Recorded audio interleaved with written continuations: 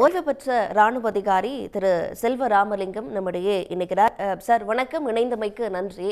பாகிஸ்தானோட குறிப்பிட்ட சில பகுதிகளில் குறிவைத்து ஏவுகணை தாக்குதலை இந்திய ராணுவம் நடத்தி இருக்கு.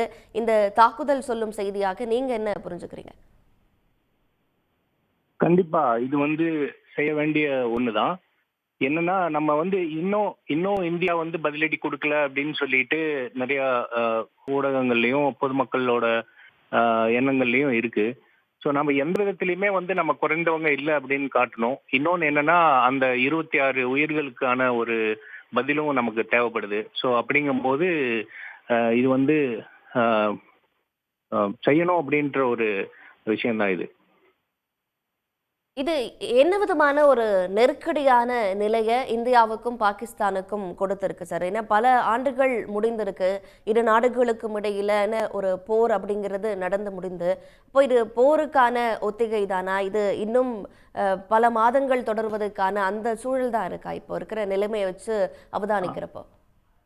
அடிப்படையில இந்த இந்த இந்த சூழல் இந்தியாவுக்கு பெரிய பாதிப்பை ஏற்படுத்தாது. ஆனா பாகிஸ்தானுக்கு பெரிய பாதிப்பை ஏற்படுத்தும். ஏன்னா அவங்க உள்நாட்டு குழப்பமே ரொம்ப ஜாஸ்தியா இருக்கு. அங்க அரசியல் நிலைப்பாடு சரியா கிடையாது. அவங்களோட கச்சா எண்ணெய்களோட இருப்பு அப்படின்னு சொல்லி பார்த்தோம் அப்படின்னாலும் அதுவும் குறைந்த நாட்கள் வரக்கூடிய அளவுல தான் இருக்கு. இப்ப இதுல என்னன்னா, 2 நாடுகள் சப்போர்ட் பண்ற மாதிரியான விஷயங்கள் எல்லாம் நடந்துட்டு இருக்கு. சைனா, துருக்கி அந்த மாதிரி 2 நாடுகள் எல்லாம் சப்போர்ட் அவங்களுக்கு பண்ற மாதிரியான ஒரு சூழல் இருக்கிற மாதிரியான ஒரு பிம்பத்தை உருவாக்கி இருக்காங்க. அது ஒண்ணுதான் பார்க்கக்கூடிய விஷயமா இருக்கணும். பட் இந்தியாவோட தாக்குதலை பாகிஸ்தான் கண்டிப்பா எதிர்கொள்ளவே முடியாது. அந்த அளவுக்கு தான் அவங்களோட அரசியல் சூழலும் இப்போதைக்கு இருக்கக்கூடிய ராணுவ சூழலும் அப்படிதான் இருக்கு. ஏற்கனவே பாகிஸ்தான்ல ஒரு நிலையற்ற அரசியல் சூழல் தான் இருந்தது.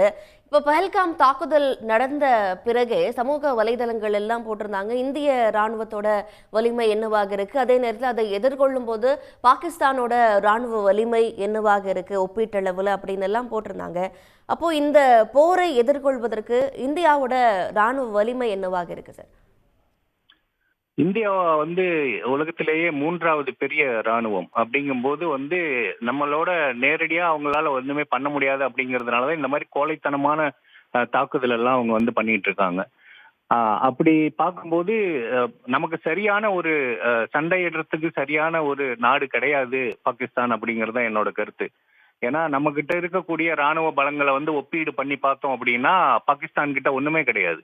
யாராவது இந்த மாதிரி சைனா மாதிரி நாடுகள் அவங்கள இந்தியா மேல இருக்கக்கூடிய ஒரு இதுல ஒரு சப்போர்ட் பண்ணணும்னு ஏதாவது பண்ணணும். அதான ஒழிய மற்றபடி நேரடியா இந்தியா பாகிஸ்தான் வந்தது அப்படின்னா, போர் வந்தது அப்படின்னா பாகிஸ்தான் ஒண்ணுமே இல்லாம தான் ஆகும் அப்படிங்கறதுதான் என்னோட கருத்து. இப்போ இறுதியாக சார், இந்தியா வரலாறு பொறுத்த வரைக்கும் எடுத்து பார்த்தோம்னா இதுவரைக்கும் எந்த நாடுகளையும் இந்தியா இன்வேட் பண்ணது கிடையாது, ஆக்கிரமித்தது கிடையாது. இப்போ ராணுவம், இந்த ராணுவம் தரப்புல இப்போ தக்க பதிலடி கொடுக்கப்படுது, நீதி நிலைநாட்டப்பட்டிருக்கு அப்படின்னு எல்லாம் தெரிவிக்கப்படுது. இப்போ இதுதான் சரியான தீர்வாக இருக்குமா? இப்படியான பதிலடி கொடுப்பதும் போர் தொடுப்பதும் தான் இந்த தாக்குதலுக்கும் தீவிரவாதத்தை ஒழிப்பதற்குமான ஒரு தக்க முடிவா?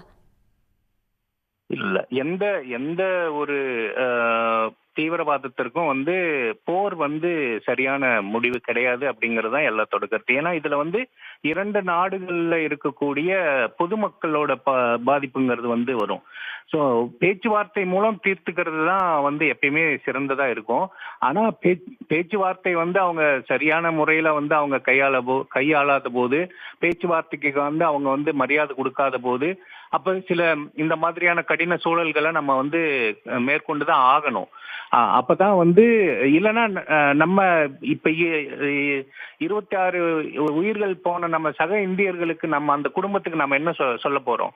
இல்ல என்ன தாக்குதல் பண்ணிட்டு போயிருக்காங்க, நம்ம என்ன பதிலடி கொடுத்தோம் அப்படின்னு சொல்லி இந்திய மக்கள் கேட்கிற கேள்விக்கு என்ன நம்ம பதில் சொல்ல முடியும்?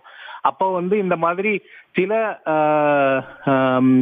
நல்ல விஷயங்கள் நடக்கும்போது சில இடர்பாடுகள் நடக்கத்தான் செய்யும். அதை நம்ம ஏற்றுதான் ஆகணும். அதுதான் நிதர்சனம். உடனுக்குடன் செய்திகளை தெரிந்து கொள்ள சன் நியூஸ் பெல் ஐகானை கிளிக் பண்ணுங்க.